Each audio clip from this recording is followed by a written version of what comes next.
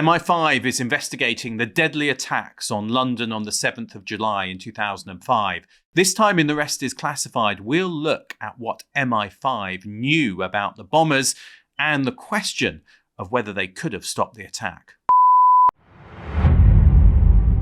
Breaking news we're getting from the PA Newswire that there's been reports of an explosion outside Liverpool Street Station.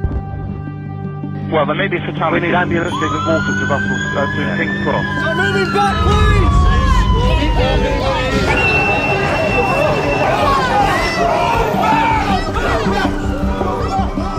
Most Londoners actually are not going to be afraid by this. I think they're going to continue their daily business.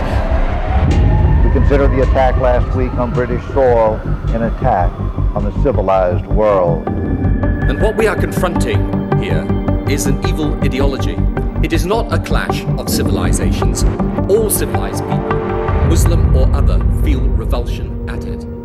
Whatever you do, however many you kill, you will fail. It might be argued by some that MI5 should put everyone they came across under surveillance, gathering intelligence on them until they were sure they did not pose a threat. Had MI5 put unidentified men C, D, and E under surveillance for the next 15 months, it is very possible that they would have heard them talking about their plan to bomb London, and they could have stopped them.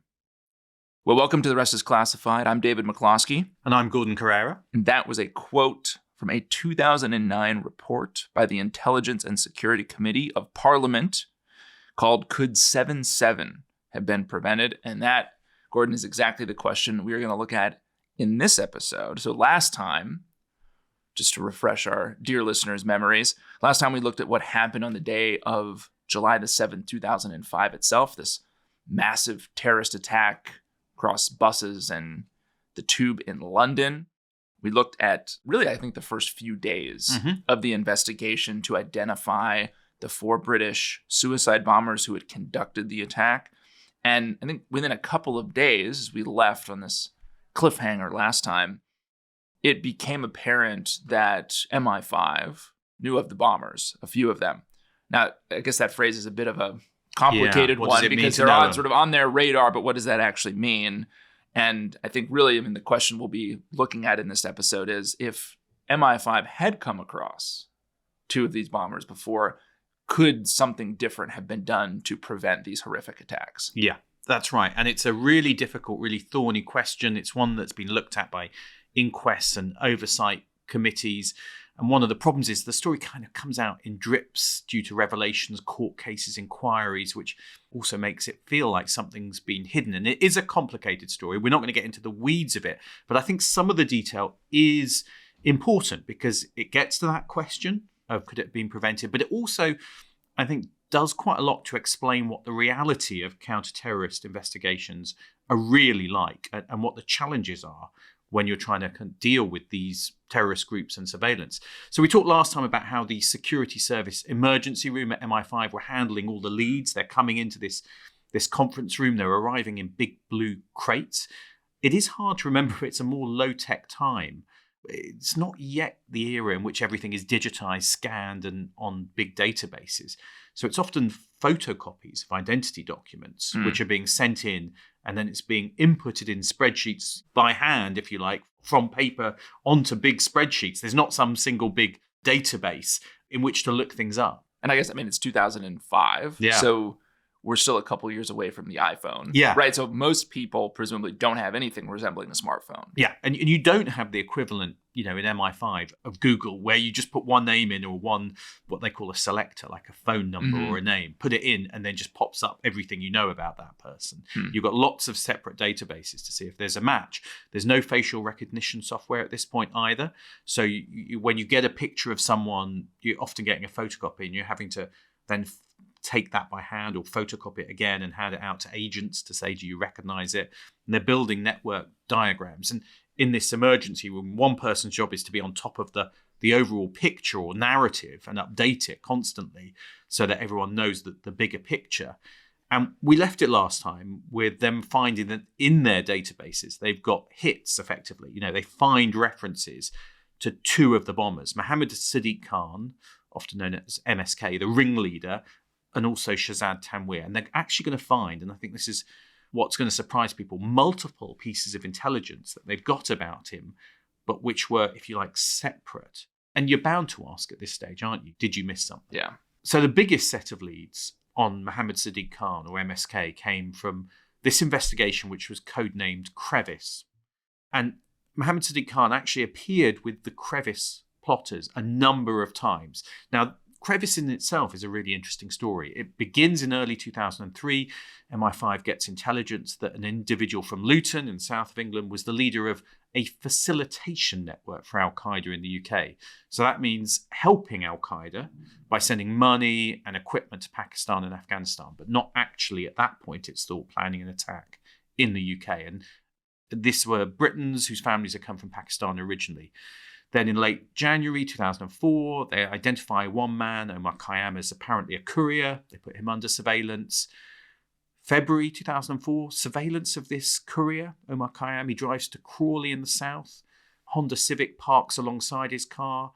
Khayyam gets into that car, drives for 45 minutes for a meeting with one person, while the other three who came stay in Khayyam's car. They all go back into their original cars and drive off. Looks a bit suspicious.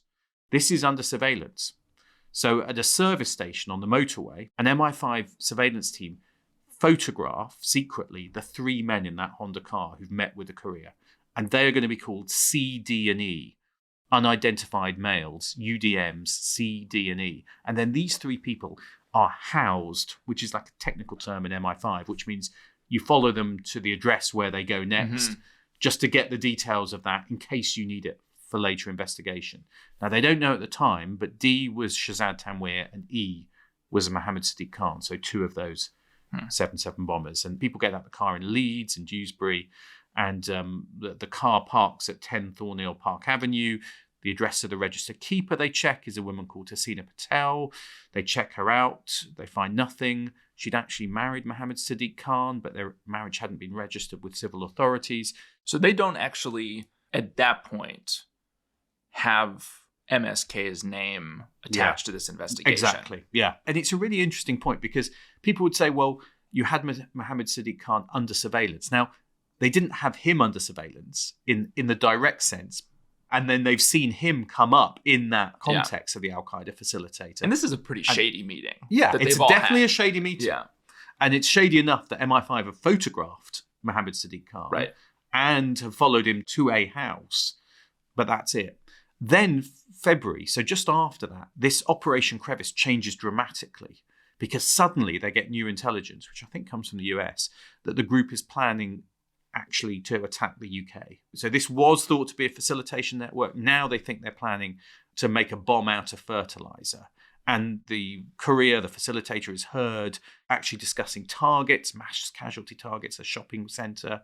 On February the 20th, 2004, an electronics expert arrives from Canada to help build detonators. And that same day, and this is, I think, interesting, the police anti-terrorist hotline gets a phone call from a member of the public at a storage depot saying that someone's been storing a 600-kilogram bag of fertilizer. And they think it's suspicious. I think it's kind of interesting, isn't it, that actually a public tip-off is vital in this case to identifying. It also reminds me of the tip-off against the French DGSE team in Auckland for Rainbow Warrior. If listeners remember those episodes where pretty much the only reason that a subset of the French team was identified was that the public, that someone saw the camper van that they were in and thought it was a little bit strange and then called the authorities. So this kind of, you get a whole bunch of garbage that floods in from these public tip-offs, but in some cases they do prove absolutely vital. Right? And this is definitely one of them because this is going to turn Crevice into MI5's top priority investigation at this point in 2004. So remember, we're still more than a year before the 7/7 bombings, their biggest counter-terrorist operation. They visit the storage unit and then MI5 replace the fertilizer there, that 600-kilogram bag, with something inert without the group knowing. So they've minimized that threat. But they can't be sure that they haven't got more somewhere else. Right. They've basically swapped it out. And they're basically at this point making the trade-off of if we can essentially make the explosives not explosive, we can continue without much fear to watch this network to see how far the tentacles go out and who's involved. Yeah. Right. And it's really interesting because I think this always is the question with these counter-terrorist investigations is when do you move to arrest? Yeah. Now, MI5, remember, is gathering intelligence and the police do the arresting. So they have to kind of coordinate it between them. And there's always a tension there because you want to arrest them to stop them doing something. That's obvious. But also, if you're going to prosecute them, you need enough evidence. Yeah. Then that's going to take time. And that might require more watching. And secondly, the more you watch them, the more you can gather intelligence about who else they know. Are there any other plotters? What's the network like? So there is a kind of inherent tension about when you move to arrest as opposed to just collect intelligence, I think, on this. Do you think that once the explosive was discovered and the fact that the guy who ends up becoming, MSK is effectively kind of off the radar of the investigation, do those two things kind of happening almost within a few months of each other mean that MSK is just kind of lost in not entirely. The shuffle here? Not entirely, because he's going to come up again. What's interesting is in this Crevice investigation. So on the 21st of February, just after the tip-off, there's a farewell meal for the bomb maker, and MI5 are trying to carry out surveillance. Some men are in a car which is bugged by MI5, and they try and transcribe the talk, but it's a bit hazy what they can get. But there seems to be conversations about fraud and about travel to Pakistan for training, some kind of activity in Pakistan and Afghanistan. Mohammad Sidique Khan is one of those in that conversation, but they still don't have his name yet. But the view is that conversation, again, which is suspicious, but it's not about planning an attack in the UK still, so it's not yet a top priority. Yeah. Then there's more surveillance like a week after that of someone in Crevice, and they see the same Honda car they'd seen earlier with these men, C, D, and E, and there's a 500-mile round trip they do from the north of England to the south of England, then back again, which again is just suspicious, just clearly for some kind of meeting. Yeah. And they now check the car, and they now see it's registered to a new name, a Sidique Khan of 11 Gregory Street, Batley. An MI5 surveillance team stays with the Crevice plotters, but then a police team follow these unidentified men back to West Yorkshire. They're talking to the West Yorkshire police about them now. There's more meetings in March with surveillance officers, still not identified the men fully. There's a conversation at the end of March with someone about the success of the Madrid bombings, which have just happened, and people are talking about, isn't it amazing it led to a change of government in Spain? So only later will it turn out that one of the people in that conversation is Shazad Tanweer, another one of the 7/7 bombers, but it's not quite clear yet. But then March 2004, Crevice, this existing counter-terrorist operation comes to a head because they think that the group are getting jumpy. There's talk they might be thinking about leaving the country. They fear that might be because they want to leave the country after hurrying to do an attack. So at that point, the MI5 and police move against the Crevice plotters. So they're going to move against that group, which they thought was going to use the fertilizer bomb to carry out the attack. They're not going to go to trial for some time after 7/7, so the details aren't public. But they've arrested them. And then you crucially get this point, which is, okay, we've got them out of the way. Let's look at their contacts. Look at who's left. Yeah, right? Let's look at who's left. And at this point, do they know MSK or Shazad Tanweer's name? Do they even have the names? I mean, they have MSK's wife's address. Yeah. They've also, for instance, got Sidique Khan for one of the cars. So they've got traces. And MI5 is asking the local police up in this Leeds area for further inquiries on the addresses and the cars and the names. But they don't quite, the names are a bit different. And as they're starting to work through the contacts of the Crevice investigation, and they've got, I think, 4,000 telephone contacts to look at. But then another group comes up. So you get another big counter-terrorist operation. So you've cleared Crevice, but then you get a separate one called Operation Rhyme. I remember this one as well, which was the summer of 2004, which was a group of pretty serious Al-Qaeda plotters planning attacks with limousines or big cars packed with gas cylinders, maybe even dirty bombs. So now suddenly this takes up most of MI5's resources. This becomes the priority. And once they're arrested, August, I think, 2004, you then get a load more contacts, which MI5 have got to work through to check out, well, who of their contacts are dangerous. So what you can see is that each new operation and set of arrests is throwing up more contacts. Yeah. And then pushing down, working through the older contacts down the list, if you like. So basically, MI5 are playing catch up at this point. in the Bin Laden series, right, we talked a lot about how the path to eventually finding him after 9/11 led through this one courier. And there was this kind of slow process of going from the courier's war name to his true name to a family phone number to his, like, so you kind of go through this methodical thing. In retrospect, it all seems very clear. Yeah. And maybe somewhat obvious. But I think in this case, maybe not giving MI5 enough credit to sort of look at it in retrospect and say, well, look, these future 7/7 bombers here in 2004 are kind of up to some pretty shady stuff with another group that looks to be conducting attacks in the UK. You can almost spin it to look maybe almost obvious that they should have been looked at more closely. But the reality at this time is all of the work that MI5 is doing, it's a resource decision, isn't it? Of like, how do we take limited, scarce resources and use them and point them at the most who do you point direct at? threats? Yeah. And you'd have to say, looking back at this, I think that it's not at all obvious that these guys should have been maybe higher on the list. Yeah. It's interesting. In one of the oversight reports, it says in 2001 MI5, you have about 250 primary investigative targets. By July 2004, so about this time of the Crevice arrest, that's gone to 500. By the time of 7/7, it's gone to about 800.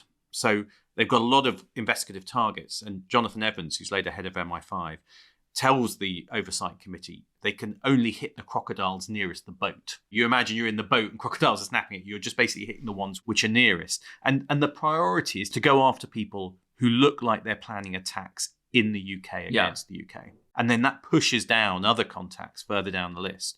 Now, I think the one criticism, which I think is fair, is it makes sense to look at the ones who are planning attacks.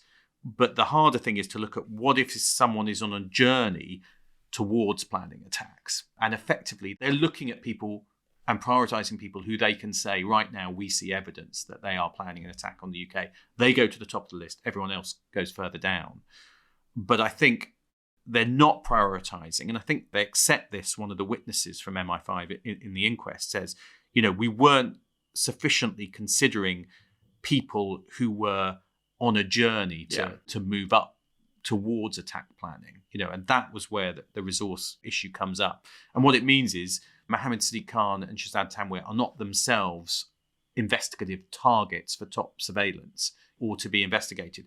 They're contacts who MI5 is kind of looking at and saying to the police, do you know anything about these guys? They're on the list, but they're not priority targets. Right. And they're not really under surveillance. No, people have followed them, but only because they've met someone who is under surveillance, if you like, rather than them being classified as surveillance targets. But it is true, right, that, and again, this is a counterfactual, but if they had been prioritized differently and put under proper surveillance, it is true that the 7/7 attacks probably would have been prevented, right? Yeah. Because they would have seen the preparations ongoing and then done something similar to Crevice where they disrupt the bomb making. Yeah. And that was that quote you read at the start from the Intelligence Security Committee, which basically says, if they'd been under continuous surveillance, these men who are known as C, D, and E, for the 15 months from Crevice until 7/7, then yes, you would have spotted them.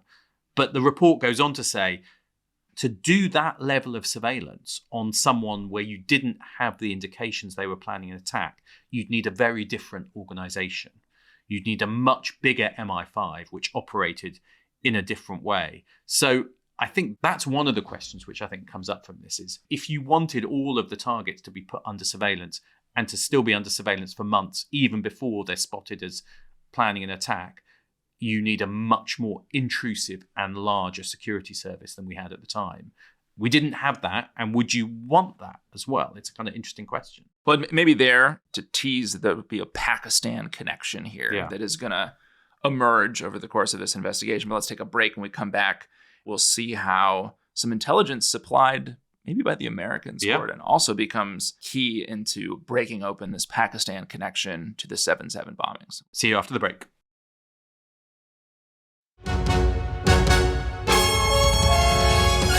Well, welcome back.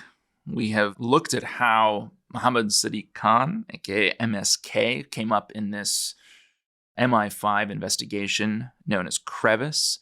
But there were also, Gordon, I think some other intelligence leads, weren't there, that I guess peeling them back will help us understand the dynamics behind the 7/7 plot. Yeah, that's right. So you had them come up in the context of Crevice, but you get these other leads. Again, quite complicated but quite important, because there's a set of leads that two extremists called Ibrahim and Zubair attended a terrorist training camp in Malakand in Pakistan with the Crevice plotters in 2003. Now, that intelligence actually comes from the US, and it comes from a man called Junaid Babar, who's a jihadist who's in US custody and who's talking. And after the Crevice plotters are arrested, he starts providing information to the FBI, which then they pass to London. And he talks about going to the airport to pick up some individuals associated with the Crevice plot who are going to a training camp. And while they're at the airport in Islamabad, they meet two other individuals. And this is this Ibrahim and Zubair. And they're being met by someone else, but they all have breakfast together. So there's a sense that there's a question mark about who these people are. And photographs are shown to Junaid Babar to see if he can identify who those people might be, because you want to know who they are. And it's interesting if they're going to a camp. And there's, sources saying they're coming from West Yorkshire, which is where some of the plotters have come from. There's also a second DT News providing some of this information. So Junaid Babar, this guy in US custody, is shown a photograph of Shahzad Tanweer and also kind of Mohammad Sidique Khan at Toddington Services, which is the one taken on the motorway. That first time in the Crevice plot, where they've been followed back, these unidentified men in their car. They'd stopped at the service station. They'd been photographed by MI5. But the photograph he's shown is really badly cropped. It's the surveillance photograph. And it's weird because it's really badly cropped.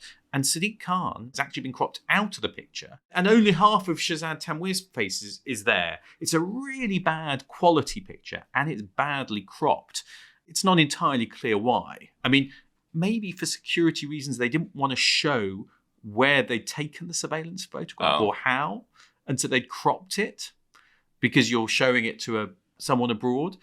But it does seem like a mistake. Defeats the purpose of putting the photo in front of the jihadist in US custody, if it's badly cropped. So he doesn't spot from these pictures, and he's actually shown a better picture again in August 2004.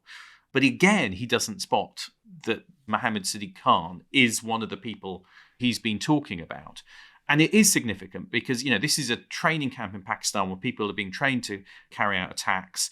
There's an attempt to identify him, but Junaid Babar doesn't identify Ibrahim as Mohammad Sidique Khan, even though he's shown a photograph. Now, there is an interesting fact because after 7/7, he's shown a photograph of Mohammad Sidique Khan. He goes, that's the guy. And I think that is one of the interesting questions is it because he's now seeing a better quality photo after 7/7, or was he withholding the fact that he did know who it was beforehand? And now he's dead because he's dead in a bombing after 7/7.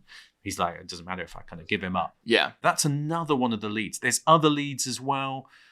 Don't want to get, again, So that's sort of a missed opportunity here, though, because I guess at this point, MI5 doesn't have, we've got this guy, MSK, Mohammad Sidique Khan, who was in a car with the Crevice plotters. Who are planning an attack in the UK.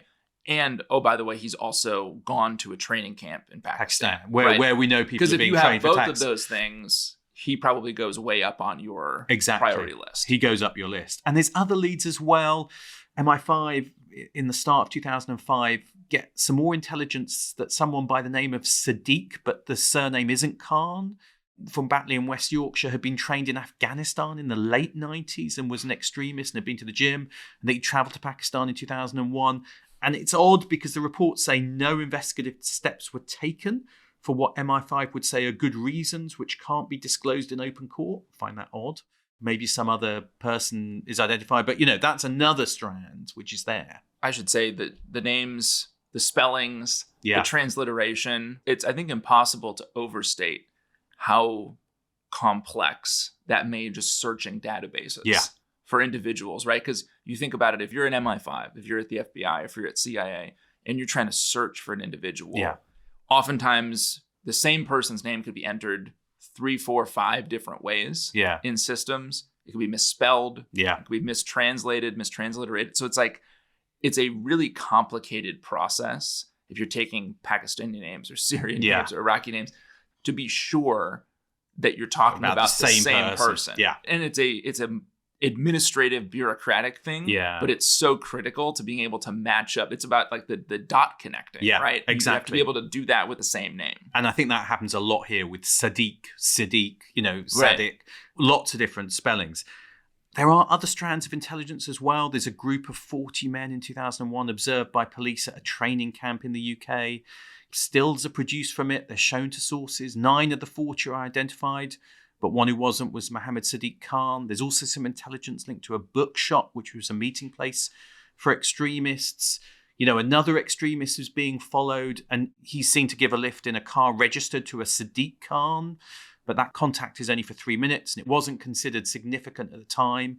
So you've got all these other little references, which after the fact will be clear. They were all about Mohammad Sidique Khan. But at the time, they're not put together.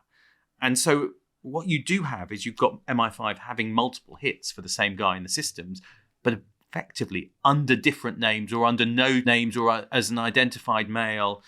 And it's not clear that they're all about the same person. Now, if they'd had the resources and the time, it's a bit like your courier point with bin Laden. Eventually, you could probably resolve those and work out it is the same person and connect it. You could do anything with more resources and more time, right? I think it's worth saying there are some structural failings. I don't think MI5 had enough local coverage at the time. It's building up regional stations at this point, but it's not really embedded in local communities. It's relying on local police forces.